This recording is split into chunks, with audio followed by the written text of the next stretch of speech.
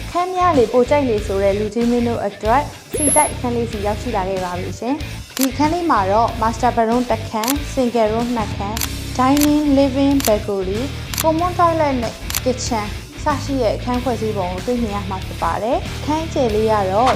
1190 square feet ကျယ်ဝန်းပါတယ်ရှင်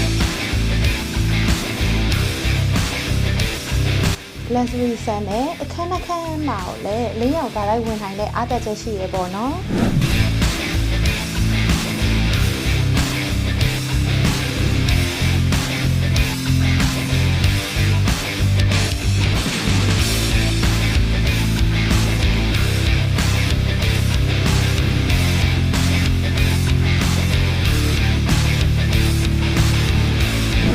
ဒါကြောင့်မလို့အခန်းများရမယ်ကျယ်လေးကျယ်ရမယ်အခန်းဝယ်လေးကောင်းနေမယ်ဆိုရင်တော့ဒီအခန်းလေးကိုဝယ်ဖို့အတွက်တိုက်တွန်းနေပါတယ်ရှင်